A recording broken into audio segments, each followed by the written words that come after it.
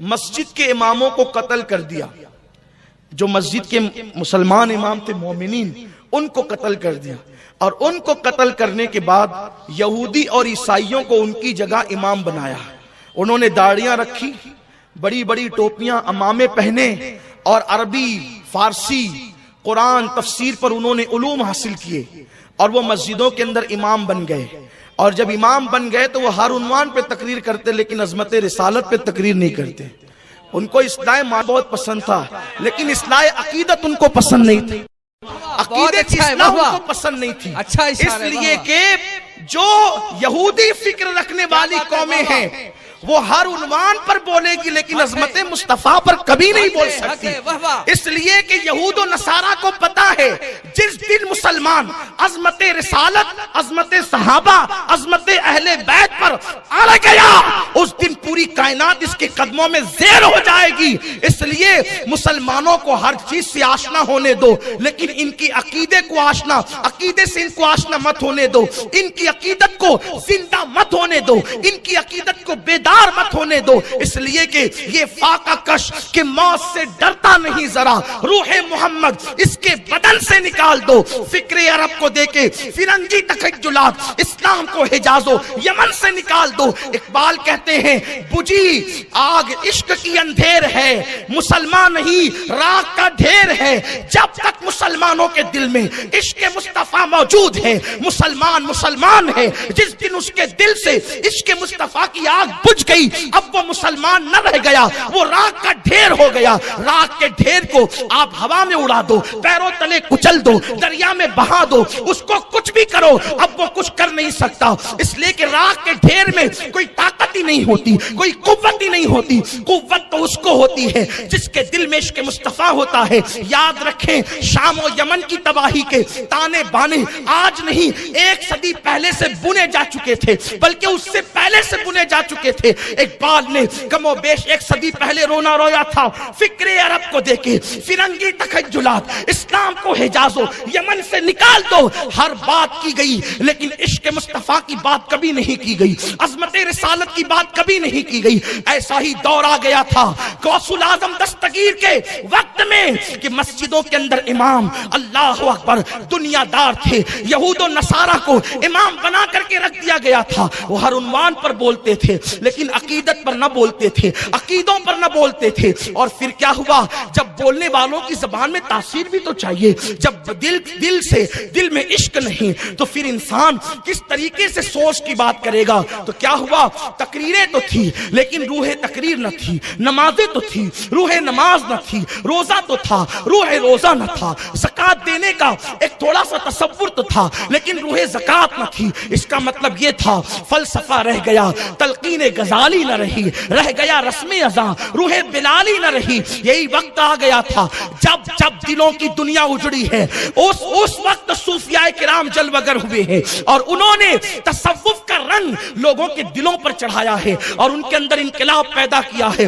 غوث الاعظم دستگیر کا دور وہ خطرناک دور تھا. ایک مسلمان سیٹ اور مالدار کے گھر میں 800 لڑکیاں گانے والی ہوتی تھی, 300 لڑکیوں کے ساتھ زنا کیے جاتے تھے. اگر میری زبان اس خوف سے ڈرتی کہ کسی کی غیبت ہو جائے گی تو میں ان لوگوں کے نام بھی لیتا, لیکن مجھے اس پہ ڈاؤٹ ہے کہ وہ لوگ واقعی مسلمان تھے یا جعلی مسلمان تھے. میں نے پڑھنے میں ابھی اس کی تحقیق نہیں کی لیکن تاریخ بتاتی ہے اس دور کی تاریخ 5ویں صدی ہجری کی تاریخ. وہ تاریخ کیا ہے پتا ہے, ایک مالدار کے گھر میں 800 لڑکیاں گانے والی, 300 لڑکیوں کے ساتھ زنا. اور وہ لڑکیاں کون ہوتی تھی پتا ہے آپ کو, وہ لڑکیاں اللہ اکبر یہودیوں کی بیٹیاں ہوتی تھی, عیسائیوں کی بیٹیاں ہوتی تھی. وہ مسلم بادشاہوں کو پوری رات شراب پلاتی تھی اور وہ گانے میں مصروف رکھتی تھی. اس لیے کہ تباہ ہونے والی قوم کا انداز ہوتا ہے کہ دولت کے نشے میں چور ہو کر لوگ اپنے مذہب کو پیٹ کے پیچھے ڈال دیتے ہیں, لوگ اپنے مسلک کو پیٹ کے پیچھے ڈال دیتے ہیں. لوگوں کو دولت نظر آتی ہے, لوگوں کو اقتدار نظر آتا ہے, لوگ حسن میں ڈوب جاتے ہیں, لوگ شراب و شباب میں ڈوب جاتے ہیں. جب کوئی شراب میں ڈوب جائے پھر اس کے دل میں ماں کے لیے عظمت نہیں رہتی تو اس کے لیے دین کے لیے اس کے دل میں کیا عظمت ہوگی, اپنی اولاد کے لیے اس کے دل میں کیا عظمت ہوگی. جو زنا میں ڈوب جائے, جو اللہ اکبر شباب کا دل ڈالا ہو جائے, پھر وہ اتنا بے غیرت ہو جاتا ہے کہ پھر وہ اپنی بیٹی کی آبرو سے بھی بے فکر ہو جاتا ہے. تو جس کو بیٹی کی آبرو کی فکر نہ ہو تو پھر وہ قوم کی بیٹیوں کی آبرو کی فکر کیا کرے گا. اس لیے کہ نگاہیں جب مقدس ہوتی ہے تو انسان ہر بیٹی کو اپنی بیٹی سمجھتا ہے. نگاہوں میں جب تقدس ہوتا ہے تو اس کی نگاہیں حیا سے جھک جاتی ہے. غوث الاعظم دستگیر نے یہ ماحول دیکھا, 800 مالداروں کے گھروں میں گانے والی عورتیں, 300 زنا کے لیے بادشاہوں کے محل میں, ان کے حرم میں 500 یہودی عیسائی لڑکیاں. یہ ماحول دیکھ کر سرکار غوث الاعظم دستگیر نے ان کو تنبیہ فرمائی. اس سے پہلے کہ میں غوث پاک نے جو تصوف کے انداز کے ساتھ, صوفیانہ لب و لہجے کے ساتھ ان لوگوں کی اصلاح کی ہے, اس کو بتانے سے پہلے یہ بات بھی میں کہہ دوں, کیا میں اس دور کی جو تصویر کھینچ رہا ہوں تاریخ کے آئینے میں, کیا یہ ہمارے دور کی تصویر نہیں ہے, کیا یہ ہمارے زمانے کی تصویر نہیں ہے. آج کوئی 24 لوم کا مالک بن جائے تو پہلی بیوی اس کو بری لگنے لگتی ہے اور وہ کبھی تراشن والی کے ساتھ افیئر کرتا ہے, کبھی پڑوسی کے ساتھ افیئر کرتا ہے, کبھی پارکوں میں جا کر زنا کے اڈوں کو آباد کرنے کی کوشش کرتا ہے, پکنک کے نام پر جا کر کے معاذ اللہ وہ زنا کرتا ہے. مسلمانوں تمہیں غیرت آنی چاہیے. اللہ اکبر, مٹنے والی قوم کا انداز ہی ہوتا ہے.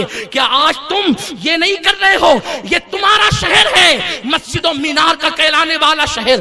یاد رکھنا میں پرواہ بولتے وقت کسی کی نہیں کرتا, یہی میری سب سے بڑی خامی ہو سکتی ہے آپ کی نظروں میں, لیکن میں آپ کو بیدار کرنا چاہتا ہوں. گنبد و مینار کے شہر میں رہنے والوں, شام میں مسلمانوں کے لاشوں کو کفن تک نہیں ہے, یمن میں دھواں اٹھ رہا ہے, بیت المقدس کے اندر مسلم ایک بیٹی کے ساتھ 8 سپاہی زنا کر رہے ہیں, معصوم بچوں کی جانیں جا رہی ہے. حال یہ ہے ہندوستان کے کئی مسلمان نوٹ بندی کے بعد سے بھوک کی چکی میں پس رہے ہیں, اور گنبد و مینار کے شہر میں رہنے والے ان مسلمانوں کا حال یہ ہے, جب یہ مشاعرہ کرتے ہیں تو شاعرات کو بلاتے ہیں اور شاعرات حسن کا کی پری بن کر کے, اللہ اکبر, وہ حسن کے اندر ڈوب کر کے آدھا دوپٹہ اوڑھ کر پورے سرار کے ساتھ منبر پر آ کر کے بیٹھتی ہے, اسٹیج پر آ کر کے بیٹھتی ہے. اللہ اکبر, منبر مشاعرہ آپ اس کو کہہ سکتے ہیں. اور اس کے بعد پھر کیا ہوتا ہے تمہیں پتا ہے, بڑے بڑے داڑھی والے, حاجی, نمازی, مولوی, وہ سب اس سے لطف اندوز ہوتے ہیں. باضابطہ طور پر نفسانی خواہشات کو ورگلانے والے اشعار پڑھے جاتے ہیں, سیٹیاں بجتی ہیں, تالیاں بجتی ہیں, اور پھر وہ کچھ ہوتا ہے جس کو بیان کرنے سے میری زبان حیا خاموش ہے. میں تمہارا دشمن نہیں, نشتر جو لگاتا ہے وہ دشمن نہیں ہوتا. اگر تم اسی طرح ڈوبے رہے تو آپ جانتے ہیں ہندوستان جو ہاتھ سے گیا ہے اس کی وجہ کیا ہے. پوری رات بادشاہ وقت مشاعروں میں ڈوب جاتے تھے, مجرے میں ڈوب جاتے تھے, نچنیوں پر پیسے لٹائے جاتے تھے, اور پھر ہندوستان مسلمانوں کے ہاتھ سے چھین لیا گیا. اگر تمہاری یہی روش رہی تو یاد رکھنا جو شام میں ہو رہا ہے وہ ہندوستان میں بھی ہو سکتا ہے, جو یمن میں ہو رہا ہے وہ ہندوستان میں بھی ہو سکتا ہے. صوفیہ کی تعلیم یہ ہے, سید الطائفہ جنید بغدادی کہتے ہیں اگر ہو سکے تو بکری کے تھن پر بھی نظر بلا وجہ نہ کرنا, اس لیے کہ جو نظروں کی حفاظت نہیں کرتے اللہ ان سے ایمان کی لذت کو چھین لیا کرتا ہے. ایک مرتبہ اللہ اکبر, حضرت بایزید سے کسی نے پوچھا, اے بایزید مجھے نماز میں لذت نہیں ملتی. ارشاد فرمایا شاید تو نے کسی زانی کا چہرہ دیکھ لیا ہے اسی لیے تجھے نماز میں لذت نہیں ملتی. اگر زانی کا چہرہ دیکھو تو نماز میں لذت نہیں ملتی. جو پوری رات انٹرنیٹ پر زنا کے مناظر دیکھتے ہو انہیں نماز میں لذت کیسے مل سکتی ہے. جو پوری رات گویوں کو دیکھتے ہو, ننگا ناچ دیکھتے ہو, انہیں نماز میں لذت کیسے مل سکتی ہے. اسی لیے تو نماز پڑھنا بھاری ہو گئی. یاد رکھو جن کو نماز کی لذت ملی ہے وہ 18 سال کا علی اکبر لٹا کر, 6 مہینے کا علی اصغر لٹا کر, 19 سال کا قاسم لٹا کر, جب لہو لہان ہوتا ہے تو اولاد یاد نہیں آتی بلکہ سجدہ یاد آتا ہے. جن کو نماز کی لذت ملی ہے انہوں نے شان سے عبادت کی ہے. جن کو نماز کی لذت ملی ہے, میرے مولا نے علی مرتضیٰ نے کہا اگر اللہ مجھے کہے کہ جنت میں جا یا 2 رکعت پڑھ تو میں جنت میں جانے پر 2 رکعت کو ترجیح دوں گا, اس لیے کہ جنت میں میری خوشی ہے, 2 رکعت میں میرے رب کی خوشی ہے. جن کو نماز کی لذت مل گئی وہ غوث الاعظم دستگیر عشاء میں وضو کر کے عشاء پڑھتے, اسی وضو سے فجر پڑھتے اور عشاء اور فجر کے درمیان 1000 رکعت نماز پڑھتے. یہ تصوف کیا ہے؟ تصوف کوئی متھرا کا لڈو ہے کہ ہر کسی کو مل جائے؟ تصوف نام ہے دلوں کے تزکیے کا, تصوف نام ہے نکاحوں کی پاکیزگی کا, تصوف نام ہے کردار کی پاکیزگی کا, تصوف نام ہے انسان اللہ کے سوا سب سے الگ ہو جائے, وہ سب میں ہو کر بھی سب سے الگ ہو. اسی کو صوفیہ کہتے ہیں جلوتوں میں خلوت ہو تو سب کے درمیان, لیکن اس شان سے خلوتوں میں ہو کہ میرے آقا کی بارگاہ میں جناب عائشہ ہی پوچھا کون؟ عائشہ کا من عائشہ. عائشہ کون ہے؟ کہ ابو بکر کی بیٹی عائشہ کا من ابو بکر. کہ محمد کی بیوی عائشہ کا من محمد. محمد کون ہے؟ یوں ہے یہ تصوف کی تعبیرات ہے, یہ تصوف کی تشریحات ہے. تم تباہ ہونے والی قوم کا انداز نہیں ہوتا. مسلمانوں ہم تباہی کے دہانے پر پہنچ رہے ہیں. سرکار غوث الاعظم دستگیر نے جب دیکھا نا یہ منظر تو پھر آپ منبر پر پہلے نہیں بیٹھتے تھے, اس لیے کہ بغداد کا ہر مولوی خطیب تھا, ہر مسجد کا امام خطیب تھا. غوث پاک خطاب نہیں کرتے تھے. ایک دن حضور علیہ السلام تشریف لائے. بعض لوگ اس کو خواب کا واقعہ کہتے ہیں, لیکن ملا علی قاری نے اس کو عالم بیداری کا واقعہ کہا ہے. توجہ فرمائیں, غوث کی شان یہ ہے کہ غوث الاعظم دستگیر عالم بیداری میں حضور کو بار بار دیکھتے تھے. تو غوث پاک رضی اللہ تعالیٰ کے پاس سرکار تشریف لائے. اب میں بیٹے عبد القادر تم کیوں خطاب نہیں کرتے؟ عبد القادر تم کیوں تقریریں نہیں کرتے؟ عرض کی نانا جان یہ سب لوگ عربی ہیں, بہت پڑھے لکھے لوگ ہیں, اور میں اجمی ہوں. اہل عرب اپنے آپ کو عربی کہتے تھے, ساری دنیا کو اجمی کہتے تھے, چونکہ وہ علاقہ عرب تھا اور ان کو عربی بڑی اچھی آتی تھی. غوث پاک کہتے ہیں میں اجمی ہوں, میں عجم کا رہنے والوں, میں عربی نہیں ہوں. تو سرکار غوث الاعظم دستگیر کو آقا نے میں تم خطاب کیا کرو. اس کی نانا جان ان کی عربی بڑی اچھی ہے تو میں کیسے خطاب کروں؟ سرکار نے فرمایا منہ کھولو. غوث پاک نے منہ کھولا. 7 مرتبہ حضور نے غوث الاعظم دستگیر کے منہ میں تھوکا, اپنا لعاب ڈالا اور میں اب خطاب کرنا. حضور علیہ الصلوۃ و تسلیم ہٹے تو مولا علی تشریف لائے. کہا بیٹے اپنا منہ کھولو, اور 6 مرتبہ مولائے کائنات نے ان کے منہ میں لعاب ڈالا. سبحان اللہ. غوث پاک نے کہا دادا جان, اس لیے کہ غوث پاک کے علی مرتضیٰ دادا بھی ہے اور نانا بھی ہے, اس لیے کہ ان کی امی حسینی سید ہے اور ان کے ابا حسنی سید سبحان ہے. اللہ. سبحان اللہ. تو نانا بھی ہے, دادا بھی. کہا دادا جان آپ نے 7 بار کیوں نہیں کیا, آپ نے 6 بار کیوں کیا؟ تو عرض کی بیٹے ادب کی وجہ سے, کیونکہ سید الانبیاء نے 7 مرتبہ ڈالا ہے, میں 7 مرتبہ ڈالتا تو لوگ برابری کا تصور کرتے ہیں. مجھے برابری گوارا نہیں ہے کیونکہ غلام غلام ہوتے ہیں, آقا آقا ہے. توجہ کریں, جب علی نبی کی برابری نہیں کیا کرتا, بات ہے, واہ واہ. سبحان اللہ. جب مولا نبی کی برابری سبحان نہیں اللہ. کرتا تو مولوی کو حق کیا ہے کیا نبی کی بات ہے, واہ برابری واہ. کرنے کا؟ سبحان اللہ. غوث الاعظم دستگیر سے فرمایا 6 بار اس لیے ڈالا. سرکار غوث پاک نے دیکھا کہ بہت لوگ بگڑ گئے تو ان کو سنواریں کیسے. تو سنوارنے کے لیے غوث پاک جو بہت شدت تھے, بادشاہوں کی ذرا رعایت نہیں کرتے تھے. بادشاہوں کو کیا کہتے تھے؟ او کھجور کے تنے سیدھے رہے, ممبر پہ کہتے تھے. انداز یہ, ہم کہتے ہیں تو پیارے آقا کے پیارے دیوانوں کہتے ہیں, پھر بھی تھوڑا سا لوگ کہتے ہیں یار بہت سخت کہتے ہیں. غوث پاک کہتے تھے او کھجور کے تنے سیدھے رہے ورنہ تجھے قتل کر دوں گا. یہ ان کی شان تھی نا, یہ ان کی شان تھی. اور بڑے بڑے بادشاہ لرز جاتے تھے. ایک مرتبہ بادشاہ نے غوث الاعظم دستگیر کو مینج کرنے کے لیے, اس لیے کہ مالدار اہل زبان کو مینج کرنا چاہتے ہیں, مینج کرنا سمجھتے ہیں آپ. توجہ آپ میری طرف رکھیں, میں اپنی گفتگو غوث پاک کی طرف لے جا رہا ہوں. تصوف کے ساتھ کیسے انقلاب بپا کیا. مالدار لوگ اہل زبان کو خریدنا چاہتے ہیں، بولنے والوں کو تو مینج کرتے ہیں، کیا کچھ لے لو دے دو، جو کرنا ہو کر لو، چلو ہمارے خلاف نہیں بولو۔ اسی لیے زبانیں بھی بکتی ہے، قلم بھی بکتے ہیں، اور جو بکاؤ مال ہے وہ کبھی سنی نہیں ہو سکتا۔ سنی کی زبان وہ ہوتی ہے نا، میں آپ کو سمجھا رہا ہوں، تعلیم دے رہا ہوں، کسی خلاف نہیں بول رہا ہوں، کیونکہ یہ غوث پاک کا مسلک ہے۔ سنی کی زبان ہمیشہ ایک، اور سنی کی زبان کبھی کسی دنیا دار کی تعریف میں نہیں کھلتی، یا نبی اور آل نبی اور صحابہ کی تعریف میں کھلے گی، یا نبی کے سچے غلاموں کی۔ اسی لیے تو اعلیٰ حضرت کہتے ہیں دہن میں زبان تمہارے لیے، بدن میں ہے جان تمہارے لیے، ہم آئے یہاں تمہارے لیے، اٹھے بھی وہاں تمہارے لیے۔ میرے امام کو ایک نواب نے مینج کرنا چاہا، ذرا میری شان میں بھی کوئی قصیدہ لکھ دے، بڑا نواب تھا نا وہ، میری شان میں بھی کوئی قصیدہ لکھ دیں۔ اعلیٰ حضرت نے قلم ضرور اٹھایا لیکن قصیدہ نہیں لکھا، نعت لکھی، اور کیا لکھا؟ وہ کمال حسن حضور ہے کہ گمان نقص جہاں نہیں، یہی پھول خار سے دور ہے، یہی شمع ہے کہ دعا نہیں، کروں تیرے نام پہ جاں فدا، نہ بس ایک جاں دو جہاں فدا، دو جہاں سے بھی نہیں جی بھرا، کروں کیا کروڑوں جہاں نہیں، کروں مدح اہل دول رضا، سبحان اللہ سبحان اللہ، کروں مدح اہل۔ ابھی الیکشن آ رہا ہے آپ کے شہر میں، دیکھو کتنی زبانیں بکے گی،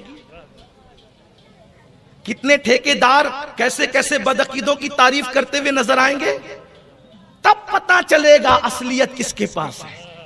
اعلیٰ حضرت کہتے ہیں کروں مدح اہل دول رضا، پڑے اس بلا میں میری بلا، میں گدا ہوں اپنے کریم کا، میرا دین پا رہے نام۔ حق ہے، اہل حق کو ہمیشہ کانٹے کی طرح دیکھا گیا، کیونکہ حسین اعظم کے یزید پیر تک چومتا اگر حسین بک جاتے، لیکن مولا حسین جانتے تھے پیر چموانے میں فضیلت نہیں ہے، باطل کے سامنے استقامت کا پہاڑ بننے میں فضیلت ہے۔ اور لوگوں کو پتا ہے کہ بہت بکے، نہ کبھی علی کے خون کو خریدا گیا ہے نہ خریدا جا سکتا ہے۔ سبحان اللہ سبحان اللہ، یہ خاص بات ہے، اور جو علی سے وابستہ ہو گئے ان کو بھی خریدا نہیں جا سکتا۔ اسی لیے تو ابھی صوفی ملت جو اشارہ کر رہے تھے، انجمن سرکار مفتی اعظم کا نام جس مفتی اعظم سے ہے، وہ حضور مفتی اعظم کی شان یہ ہے، جب حکومت نے نسبندی کی اور لوگوں نے کہا حضرات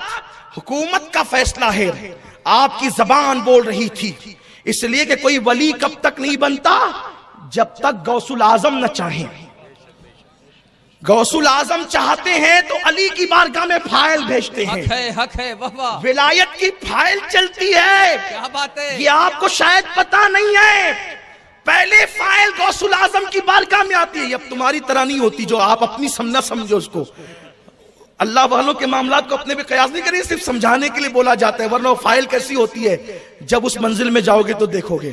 غوث پاک اس پہ اپنی مہر لگاتے ہیں، پھر وہ مولا علی کے پاس جاتی ہے، جب تک علی نہیں لگاتا نا اس وقت تک کوئی ولی نہیں بنتا۔ یہ ہے ولایت، جس کے گھر سے ولایت تقسیم ہوتی ہے وہ خاندان علی ہے۔ ہاں تو اور جو علی سے منسلک ہو گئے ان کو بھی خریدا نہیں۔ کیوں خریدا نہیں جا سکتا؟ میرے دادا مرشد حضور مفتی اعظم نے فرمایا حکومت کی بات کرتے ہو، حکومت بدل جائے گی، بریلی کا فتویٰ نہیں بدلے گا۔ سبحان اللہ سبحان اللہ۔ لوگ تقریریں بھی کرتے ہیں سنیوں کو لبھانے کے لیے کہ مفتی اعظم نے دیکھو کیسا فتویٰ دیا۔ مفتی اعظم نے یہی تھوڑی فتویٰ دیا، مفتی اعظم نے تو یہ بھی دیا نا کہ گستاخ رسول کافر ہے۔ حق ہے، آپ کو نسبندی کے خلاف فتویٰ نظر آ گیا، آپ کو نسبندی کے خلاف فتویٰ نظر آ گیا، وہ فتویٰ آپ کو نہیں دکھا؟ کیا بات ہے، میری یادداشت تو خدا نے بہت مضبوط کی، اللہ بہت اچھا ہے، ہاں مجھے یاد ہے۔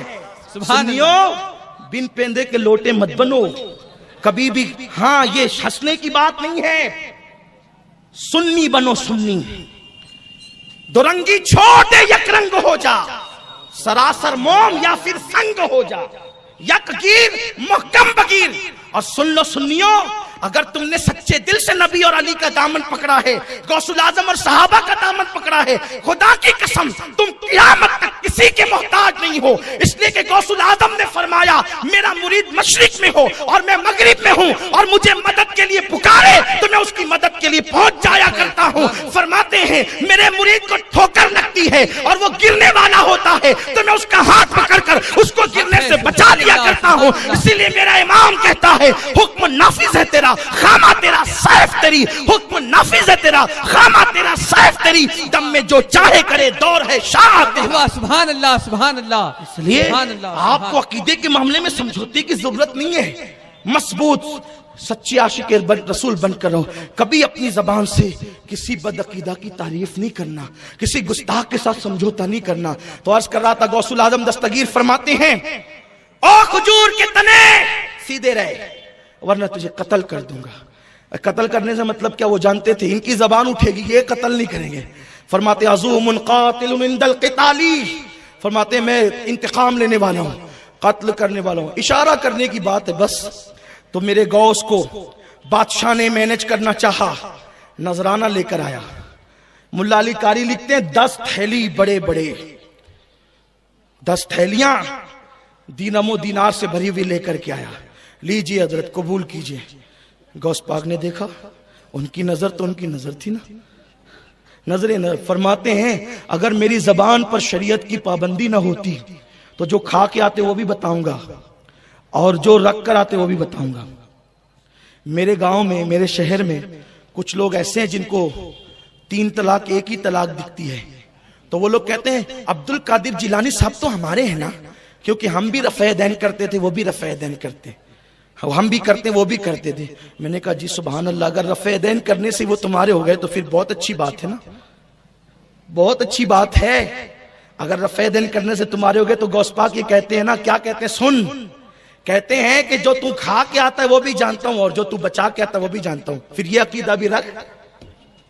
غوث پاک فرماتے ہیں اللہ اکبر, آپ تو یہ برداشت ہی نہیں کر سکیں گے. آپ نے رفع دین میں ان کو اپنے پالے میں لے لیا, لیکن وہ ایسی ہستی نہیں ہے کہ کوئی کسی کے پالے میں چلے جائے. ارے سارے پالے ان کے, قیامت میں بھی جھنڈا لے کر اٹھیں گے, قادری جھنڈا ان کے ہاتھ میں ہوگا. ہاں ان کے ہاتھ میں قادری جھنڈا. وہ کیا ہستی ہے تمہیں کیا پتا ہے. رسول اللہ موسیٰ علیہ السلام کو ساتھ میں لاتے ہیں اور کہتے ہیں موسیٰ دیکھ اس کو, یہ میرا بیٹا ہے.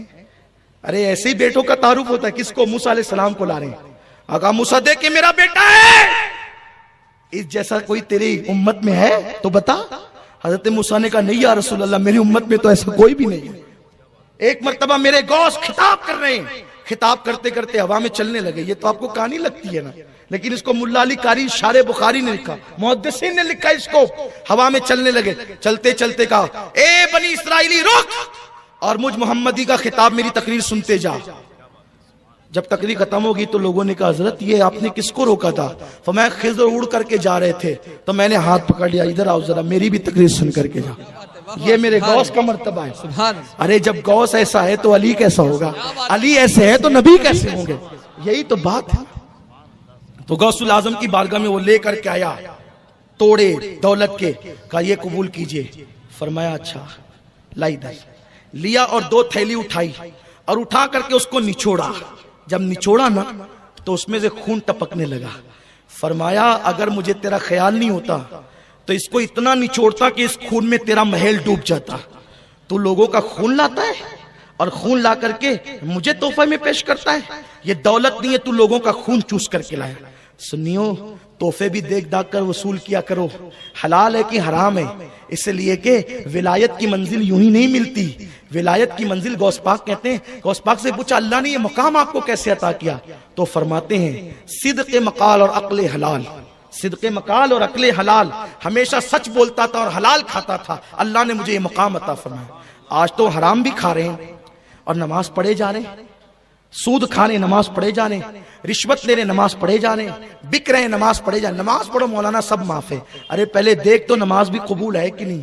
تیرے پیٹ میں حلال ہے تب نماز قبول ہے, اور پیٹ میں حلال نہیں تو نماز بھی قبول نہیں. جو 1 لقمہ کھائے حرام کا 40 دن تک اللہ اس کی عبادت قبول نہیں کرتا.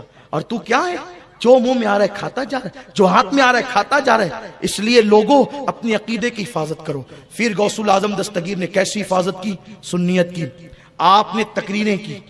بس اسی پہ گفتگو ختم کرتا ہوں, سمیٹتا ہوں گفتگو کو. کیا انقلاب برپا کیا جب غوث پاک کے منہ میں حضور نے لعاب ڈالا, علی مرتضیٰ نے لعاب ڈالا, اب غوث پاک خطاب کرتے ہیں، فرماتے ہیں جب میں پہلے تقریر کرتا تھا نا تو میری تقریر میں 4 لوگ بیٹھتے تھے، 5 لوگ بیٹھتے تھے، جب حضور نے لعاب ڈالا نا میرے منہ میں اور مولا علی نے ڈالا تو اس وقت میں تقریر کر رہا تو پوری مسجد بھر گئی، پھر مسجد سے میں عیدگاہ میں چلا گیا، پھر بھی عیدگاہ بھر گئی، پھر اس کے بعد بڑی عیدگاہ میں گیا اور 70 ہزار کا مجمع ہوتا، میرے غوث کی محفل میں 70 ہزار کا مجمع، اور 400 لوگ صرف لکھنے کے لیے بیٹھتے، کیونکہ اس وقت ریکارڈنگ کا سسٹم نہیں تھا نا، تو تقریریں ضائع نہ ہو لکھنے کے لیے بیٹھتے، اس میں جنات بھی آتے۔ ایک مرتبہ اس دور میں کسی نے جنات کا عمل کیا وہ آیا نہیں، دیر ہوئی تو اس نے کہا جنات نے اس ٹائم نہیں بلایا کرنا، کہا کیوں؟ کہا اس وقت ہم غوث پاک کی محفل میں ہوتے، آئندہ آئیں گے نہیں۔ تو کہا تم لوگ بھی جاتے ہو غوث پاک کی محفل میں؟ کہا انسانوں سے زیادہ جنات کی محفل ہوتی ہے۔ اور غوث پاک کے متعلق لکھا گیا کہ حضور غوث الاعظم کی محفل میں انبیاء بھی تشریف لاتے، انبیاء کی روح، امام الانبیاء بھی آتے تھے۔ انشاءاللہ ابھی یہ محفل چلتی رہے گی، ابھی 9 تاریخ کو بھی پروگرام ہوگا نا اپنا، تو اس میں ہم نے ایک عنوان چنا ہے 11ویں شب کے لیے، غوث پاک کے متعلق کس نے کیا کہا۔ یہ عنوان انشاءاللہ آپ کے لیے نیا ہوگا، کس نے کیا کہا، اللہ سے لے کر انشاءاللہ مجدد اعظم تک جس کے اقوال ہیں، جس کے فرامین ہیں، ہم نے اس کو جمع کرنے کی کوشش کی ہے، اور یہ ایک حسین عنوان ہے کہ غوث پاک کے متعلق ہم کہتے ہیں تو لوگوں کو لگتا ہے مبالغہ کر رہے ہیں، کس نے کیا کہا۔ انشاءاللہ یہ بات آپ 11ویں شب میں سنیں گے۔ کہاں سنیں گے؟ توشہ مبارکہ کی فاتحہ ہوگی مرکز یا رسول اللہ پر، آپ وہاں آئیں گے تو سنیں گے۔ میں اپنی گفتگو چونکہ سمیٹ رہا ہوں اور اسی واقعے پہ گفتگو ختم کرنی ہے کہ سرکار غوث الاعظم جب 70 ہزار کا مجمع ہوتا، 400 لوگ لکھنے والے، اور غوث پاک کی میرے آقا کی کرامت تھی، پہلا آدمی جو یہاں بیٹھ کے سنتا نا آخری بھی وہاں تک سنتا ہے۔ تو غوث پاک کی جب محفل میں 70 ہزار آئے تو جتنے خطیب تھے بیچارے سب کی محفلیں سونی پڑ گئی، تو سونی محفل پڑی تو ان کو ہونے لگی تکلیف، وہ غوث پاک کے متعلق بکواس کرنے لگے، کچھ بھی کچھ کہنے لگے، الزام لگانے لگے غوث پاک کے تعلق سے۔ میں ایک بزرگ کا ذکر کرتا ہوں، ان کو غلط فہمی تھی، کچھ لوگ تو دل سے عداوت ہوتی ہے نا، دشمنی ہوتی ہے، حسد ہوتا ہے، حسد کا کوئی علاج نہیں ہوتا، یاد رکھنا۔ لیکن اللہ پاک ولیوں کی شان بیان کرتے ہوئے کہتا ہے ولیوں کی پہچان یہ ہے جب کوئی ان سے حسد کر کے جاہل الجھتا ہے تو وہ ہر ایک کے منہ نہیں لگتے، کیا کہتے ہیں؟ وَإِذَا خَاطَبَهُمُ الْجَاهِلُونَ قَالُوا سَلَامًا، جب جاہل ان سے الجھتے ہیں تو وہ سلام کر کے آگے بڑھتے ہیں، بھائی چھوڑو، اب چھوڑو، ہمیں چھوڑو، جان چھوڑو ہماری، ہم تم سے نہیں الجھتے، یہ ہوتا ہے۔ تو کچھ لوگ جہالت کی وجہ سے، حسد کی وجہ سے غوث پاک کی محفل کی 70 ہزار کا مجمع دیکھ کر کے جلتے، الگ الگ الزام لگاتے، غوث پاک ان سے متعلق کچھ نہیں کہتے۔ ایک بزرگ ان میں تھے، ان کو جو ہے وہ تھوڑی سی تکلیف یہ تھی کہ میری محفل خالی ہو گئی، ان کا نام تھا امام ابن الجوزی، اور یہ کوئی چھوٹے موٹے آدمی نہیں تھے۔ امام ابن الجوزی اتنے بڑے بزرگ ہیں کہ انہوں نے جو کتابیں لکھی ہے تو کتابوں کو جو انہوں نے لکھتے وقت اپنی قلم کو، کیونکہ لکڑے کا قلم ہوتا تھا، تو قلم کو جو چھانٹا ہے تو چھانٹ کر اتنی قطرن جمع کی انہوں نے کہ فرمایا کہ میرے انتقال کے بعد اسی سے میرا پانی گرم کرنا نہلانے کا، میت کو نہلانے کا۔ لوگ کہتے ہیں اس قطرن سے پانی گرم کیا گیا تو وہ قطرن پھر بھی بچ گئی اور پانی گرم ہو گیا، تو جس کے قلم کی قطرن اتنی ہوگی وہ کتنا بڑا عالم ہوگا۔ تو غوث پاک کے ایک مرید تھے، ان کے پاس پڑھنے آتے تھے، وہ جب دیکھو جب کہتے تھے تیرے پیر کو کیا آتا، ان کو کیا آتا، اور وہ تو لوگ زبردستی ان کے محفلوں میں جاتے سنتے ہیں۔ تو وہ کہتے حضرت میرے پیر صاحب تو کبھی آپ کے خلاف کچھ نہیں کہتے، لیکن یہ آپ کیا؟ حالانکہ دونوں کا مسلک اہل سنت تھا، صوفیاء کرام نے خلاف کچھ نہیں کہا، لیکن بدعقیدوں کے خلاف بزرگوں نے کہا۔ پاک نے رافضیوں کے خلاف بڑی تقریریں کی، بڑی کتابیں لکھی، گنیت الطالبین ہے۔ میرے کچھ سنی بھائی یہ سوچتے ہیں کہ رافضی بہت عقیدت مند ہوں گے، حسین اعظم کے اور اہل بیت کے بڑے عاشق ہوں گے، یہ ڈھونگ ہے ڈھونگ۔ رافضی کوئی عاشق اہل بیت نہیں، عاشق اہل بیت صرف سنی ہو سکتے ہیں، عاشق صحابہ صرف، اور یہ رافضی وہ لوگ ہیں، اگر کوئی سنی ان کی محبت میں مبتلا ہے تو اس کو بتا دیتا ہوں کہ غوث پاک کو رافضی سید نہیں مانتے، وہ کہتے ہیں کہ عبد القادر جیلانی سید نہیں، یہ ان کا عقیدہ ہے۔ میرے سرکار کو اسی لیے بڑے بڑے بزرگوں نے غوث پاک کا نسب نامہ بیان کیا، لیکن وہ غوث پاک کو اسی لیے سید نہیں مانتے کہ غوث پاک نے ان کے خلاف تقریریں کی اور تحریریں لکھی، تو اس سے غوث پاک کا کیا بگڑتا ہے؟ سیدوں کی سیادت کا انکار کر کے کوئی کچھ تھوڑی بگاڑتا ہے ان کا. وہ اپنا نسب بتاتا ہے کہ میں کہاں کا ہوں. اس لیے کہ حضور علیہ السلام نے فرمایا سیدوں کا دشمن 3 میں سے کوئی ایک ہوگا. یہ ترمذی شریف کی حدیث ہے. جو اہل بیت کا سیدوں کا دشمن ہوگا وہ 3 میں کوئی ایک ہوگا. ترمذی میں جا کے چیک کر لینا, اٹھا کے دیکھ لینا. حضور فرماتے کوئی ایک ہوگا. یا تو وہ اپنے باپ کا بیٹا نہیں ہوگا, یعنی حلالی نہیں ہوگا, حضور کہہ رہے ہیں. یا پھر وہ ایام ممنوعہ میں آ گیا ہوگا. حضور کہتے ہیں میں اس کو جو ہے وہ اس کا ترجمہ ہو بہو نہیں کرتا, لیکن آپ سمجھ گئے ہوں گے کہ جن ایام میں ممنوعہ دن ہوتے ہیں نا, ان ایام میں وہ آ گیا. حضور نے اس کو حائضی بچہ کہا, کیونکہ عورتیں اور بچے بھی ہوتے ہیں تو میں ہر بات کھل کے نہیں کر سکتا ہوں. اب ہمیں یا تو وہ منافق ہوگا. اب جو لوگ سیدوں کی سیادت کا انکار کرتے ہیں ان کو یہ دیکھنا چاہیے کہ ہم کون ہیں. حضور نے ہمیں آئینہ جو دکھایا ہے تو یہ کون ہے, کون ہے یہ؟ حضور کہہ رہے کون ہے؟ تو علی مرتضیٰ کے ماننے والا جو ہوگا وہ کبھی غوث الاعظم کی سیادت کا انکار نہیں کرے گا, کیونکہ غوث الاعظم نجیب الطرفین سید ہیں, دونوں طرف سے ماں اور باپ کی طرف سے سید ہیں. تو آپ خطاب فرماتے تھے. حضرت امام ابن الجوزی رحمت اللہ علیہ, اور یاد رکھنا کبھی کسی سننے سے کوئی اختلاف ہونا تو اس سے بدلہ نہیں لیا کرنا, معاف کرنا. یہ صوفیہ کا طریقہ ہے. کانٹوں کے مقابلے میں کانٹا نہیں. پڑوسی سننی ہے نا, کوئی بات نہیں. اپنی ذات کو کوئی کتنی بھی تکلیف پہنچائے کبھی بدلہ نہیں لینا. انشاءاللہ میں ایک تقریر اس پہ اور کروں گا. ولی میں جب تک 12 صفت پیدا نہیں ہوتی وہ ولی نہیں بنتا. یعنی کسی میں جب تک صفات, وہ کون سی 12 صفات ہے جو آدمی کو ولی بنا دیتی ہے؟ اس درمیان میں 11ویں شریف میں کہیں بھی پروگرام ہوگا یاد دلائیے گا کون سی 12 صفات ہے ولی بنا دے. اگر عمل کرو گے انشاءاللہ ولی بنو گے, کیونکہ آج بھی ان کا فیضان تقسیم ہو رہا ہے نا. تو انشاءاللہ عنوان کے ساتھ اعلان ہوگا. میں ساتھیوں کو کہوں گا کہ وہ اعلان عنوان کے ساتھ کریں گے, آپ ضرور آئیے گا. ویسے تو ماشاءاللہ آپ بہت پیار کرتے ہیں, آپ آتے ہی ہیں ماشاءاللہ. یہ غوث پاک کا فیضان ہے. امام ابن الجوزی سے کہا حضرت وہ آپ کے خلاف کچھ نہیں کہتے, آپ کیوں کہتے رہتے ہیں؟ کہا وہ تیرے پیر کو کچھ نہیں آتا. کہا ایک کام کریں, آپ نے کبھی ان کی تقریر سنی؟ نہیں سنی. بس لوگ دیوانہ وار جاتے رہتے ہیں. اس نے کہا ایک بار ذرا چلیے نا, سنیے نا. امام ابن الجوزی کی باتیں میں اپنے انداز میں پیش کر رہا ہوں, اس کو اپنے الفاظ کا جامع پہنا رہا ہوں. انہوں نے کہا چلو ٹھیک ہے آج چلتے ہیں. اس لیے کہ جب خدا حسن دیتا ہے تو نزاکت آئی جاتی ہے نا.